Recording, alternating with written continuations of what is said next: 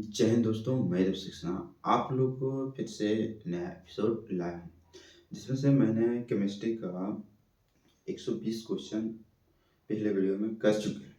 तो अगर चैनल पे नए हैं तो चैनल फिर से जुड़े, ठीक है। तो आइए हम क्वेश्चन को स्टार्ट करते हैं 121 नंबर। तो 121 नंबर क्वेश्चन यहाँ से स्टार्ट करते हैं।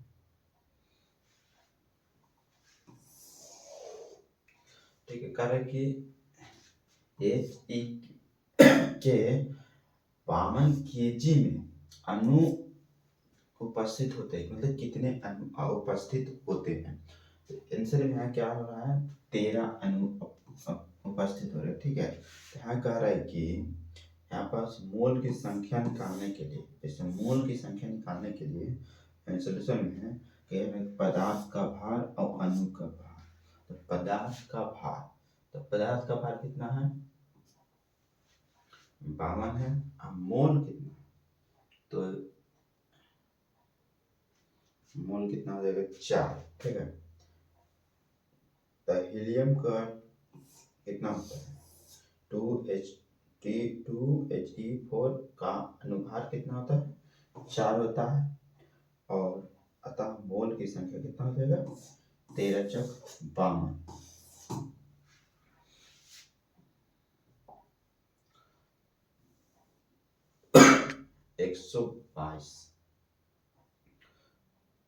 122 नंबर क्वेश्चन का देखते हैं आंसर।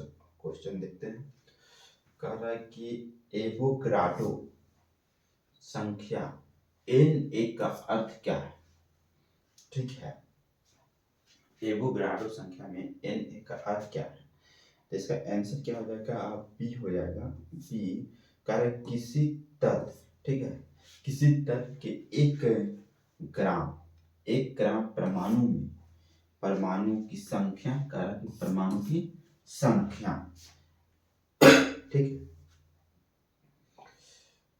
इसके बाद हो गया यहाँ पर सोल्यूशन भी है। 123 नंबर क्वेश्चन, 123 नंबर में कह रहा है कि अवोगाड्रो की संख्या, ठीक है, समतुल है, किससे समतुल है, आंसर में क्या हो जाएगा, ए, ठीक है। 6.0214 into 10⁻23, ठीक है।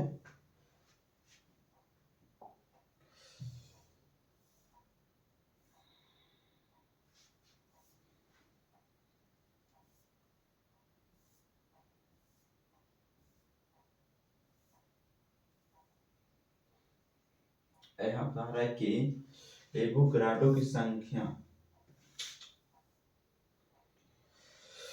एवोगाड्रो की संख्या द्वारा निरूपित किया, किस संख्या द्वारा निरूपित किया जाता है, तो m0, ठीक है। किसी तत्व के एक अणु, एक मोल में उपस्थित परमाणुओं की संख्या, ठीक है, होती है, कितना होती है। इस संख्या को एवोगाड्रो संख्या कहते हैं। इसे प्राय n0 या Na द्वारा निरूपित किया जाता है, ठीक है, ठीक है। अर्थात यहाँ पर n बराबर 6.0022 into 10⁻22, ठीक है, पावर 23 है यहाँ पर। उसके बाद नेक्स्ट 125 नंबर क्वेश्चन है। 125 नंबर कह रहा है ना कि CO2 के 88 ग्राम में मौजूद अणुओं की संख्या कितना है।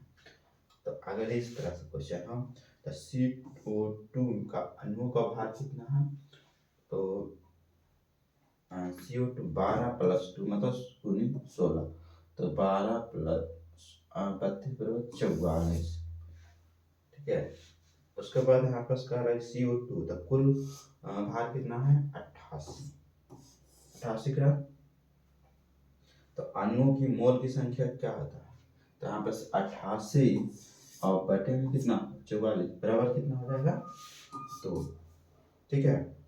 उसके बाद हो गया 126 नंबर क्वेश्चन। 126 नंबर में सेम क्वेश्चन, कह रहा है कि 1 ग्राम हाइड्रोजन में कितने अणु होते हैं। तो इसका आंसर पहले देख लेते हैं हम, क्या, डी। ठीक है, आंसर इसका क्या हो जाएगा, डी। उसके बाद हम चलते हैं 127 नंबर क्वेश्चन। 127 नंबर क्वेश्चन,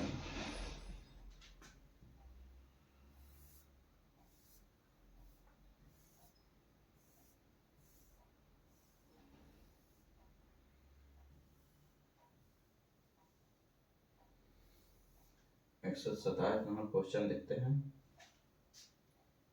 127 में कह रहा है कि निम्नलिखित में से किस तत्व के प्रतीक में 2 अक्षर शामिल होते हैं। कौन सा है, तो लोहा। ठीक है, जैसे कार्बन में कितना,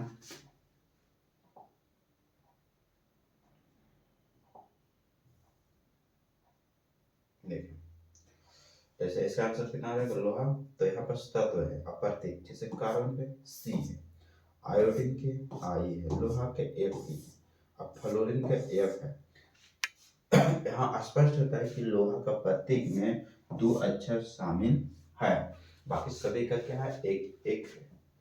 चलिए 128 नंबर में हम देखते हैं।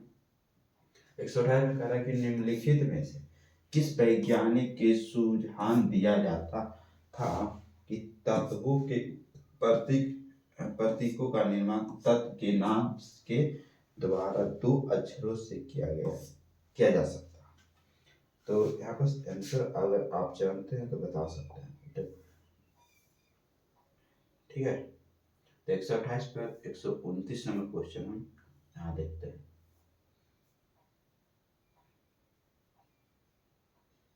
उसका आंसर क्या हो जाता है,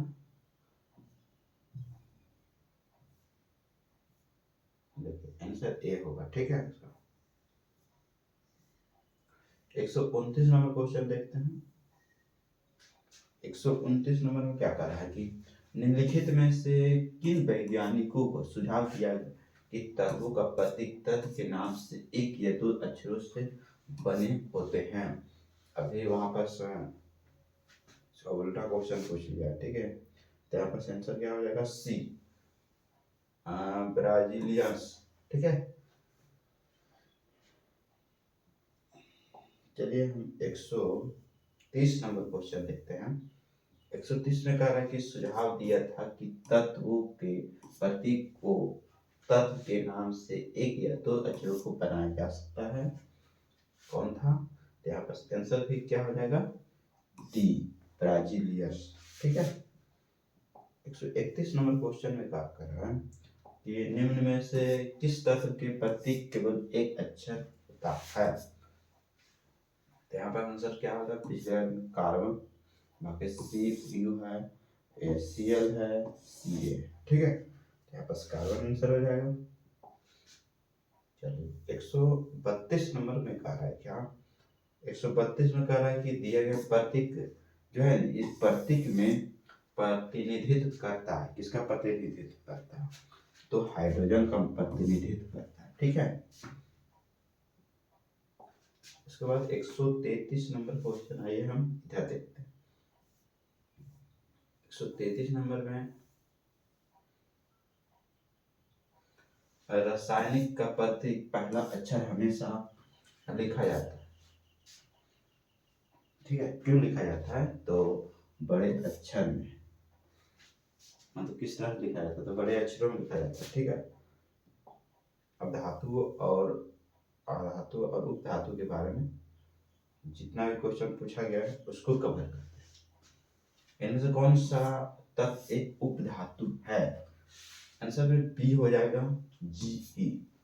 ठीक है, कार्य के समूह के 14 तत्व, जिसे कार्बन का समूह और समूह के तत्व समूह भी कहा जाता है, अर्थात आवर्त सारणी पर तत्वों का एक समूह, प्रत्येक तत्व में 4 वैलेंस इलेक्ट्रॉन होते हैं।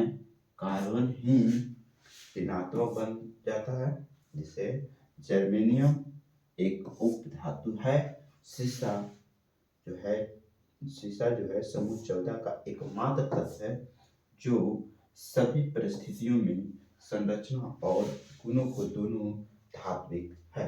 ठीक, चलिए 135 नंबर क्वेश्चन देख लेते हैं। 135 नंबर क्वेश्चन कह रहा है कि निम्न में तत्वों में से अर्ध धातु को सही चयन करें। मतलब अर्ध धातुओं का कह रहा है, तो यहाँ पर आंसर क्या हो जाएगा, सिलिकॉन और जर्मेनियम। ठीक है, सिलिकॉन और जर्मेनियम। यहाँ पर उसके बाद कह रहा है 136 नंबर कह रहा है कि निम्नलिखित में से कौन सा तत्व उपधातु है। यहाँ पर आंसर हो जाएगा बी, एंटीमनी। उसके बाद 136 के बाद 137 नंबर क्वेश्चन आप लोगों के बीच रखते हैं। कौन सा तत्व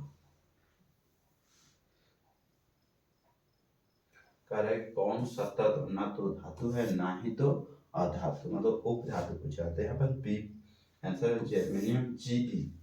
ठीक है, उसके बाद है 137 के बाद 138 नंबर क्वेश्चन। आइए हम इधर देखते हैं।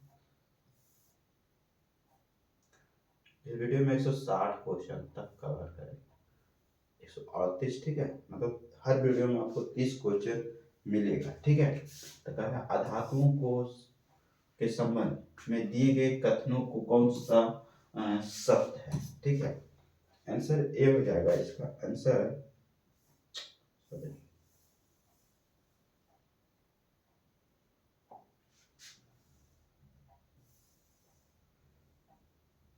आंसर इसका क्या हो जाएगा, ए। ठीक है, अधातु प्रकृति में विद्युत ऋणात्मक होती है और इलेक्ट्रॉन ग्रहण कर संबंध बनाती है। ठीक है, बंधन बनाती है।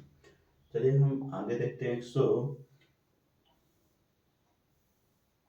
139 नंबर क्वेश्चन में देखते हैं। 139 में कह रहा है कि निम्नलिखित में से कौन सा उपधातु नहीं है। कौन सा उपधातु नहीं है, तो सेलेनियम जो है उपधातु नहीं है। ठीक है, उसके बाद हम 140 नंबर क्वेश्चन देखते हैं कि निम्न में से कौन सी धातु नहीं है, मतलब धातु नहीं है। ठीक है, यहाँ पर डी आंसर हो जाएगा SI। ठीक है, डी आंसर। उसके बाद हो गया 141 नंबर क्वेश्चन। हम थोड़ा सा इसमें हम ऑब्जेक्टिव रूप से बात करेंगे। ठीक है, यहाँ पर कह रहा है कि 141 में कह रहा है कि धातु जो है ना प्राकृतिक में कौन सा वैद्युत धनात्मक होती है। इसका अगर आप जानते हैं तो कमेंट करके बताइएगा। ठीक है, कमेंट करके बताइएगा।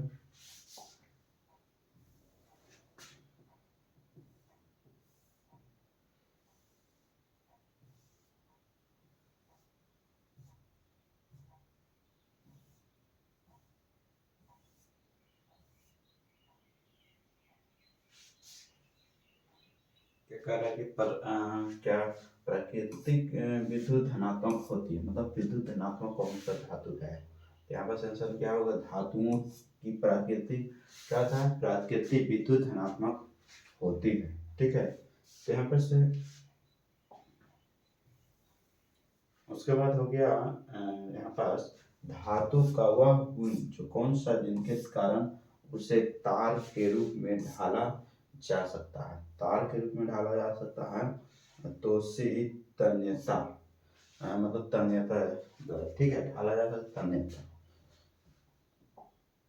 144 नंबर क्वेश्चन आपको बीच हम रखते हैं। कहते हैं कि प्रकृति में विद्युत धनात्मक होती है, तो यहाँ पर ये धातुएं में प्राकृतिक में विद्युत धनात्मक होती है। उसके बाद 144 के बाद 145 नंबर क्वेश्चन। 145 नंबर का धातुओं में एक मुक्त इलेक्ट्रॉन पथ का आकार होता है कैसा, तो वक्र के समान। ठीक है, उसके बाद हो गया 146 नंबर क्वेश्चन। 146 का धातुओं में किस गुण के कारण उसके पत्थर भाई बने आसानी होते हैं, तो यहाँ पर आघात धर्मिता। ठीक है, उसके बाद हो गया 147 नंबर क्वेश्चन।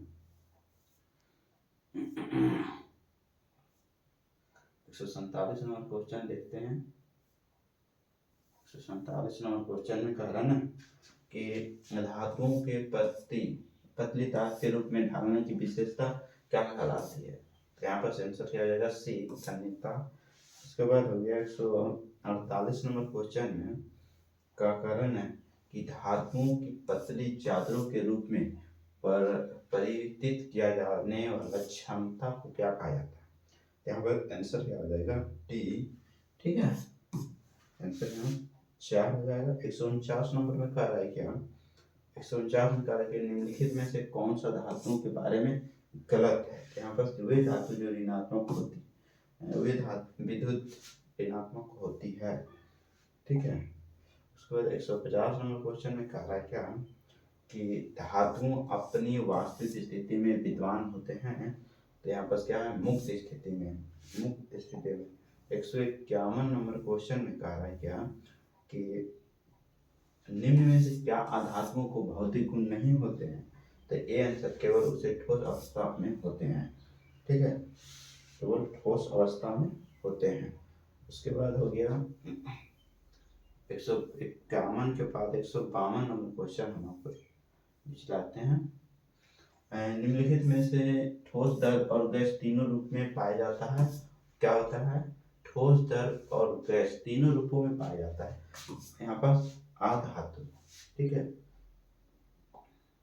आधातु। यहाँ पर धातुओं को 153 में कह रहा है कि धातुओं के संबंध में से कौन सा कथन गलत है? कौन सा गलत है? तो यहाँ पर देखिए आंसर में क्या है? बी, सभी धातु पारे को छोड़कर तरल में और मुलायम है। ठीक है, उसके बाद हो गया 154 नंबर क्वेश्चन में कह रहा है कि निम्नलिखित में से कौन सी धातु सबसे अधिक लचीली है? मतलब लचीली है।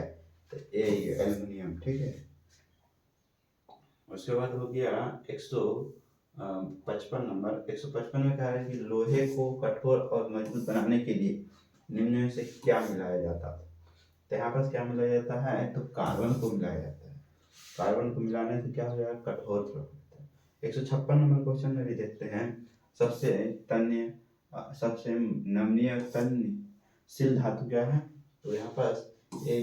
ठीक है, लोस ए।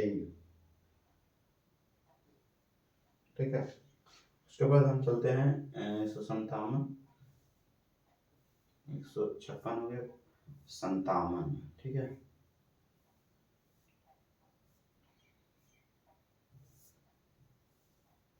चलिए 157 नंबर क्वेश्चन हम आपको मोलिएबल के गुण को दर्शाता है।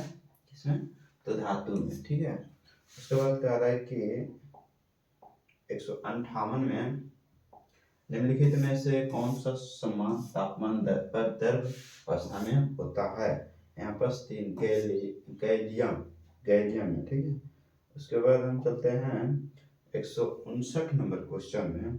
एक धातु उस गुण को क्या कहा जाता है जिससे उसकी सतह चमकदार होती है? तो यहाँ पर डी है धात्विक चमक। धात्विक चमक। 160 नंबर लास्ट इसमें है।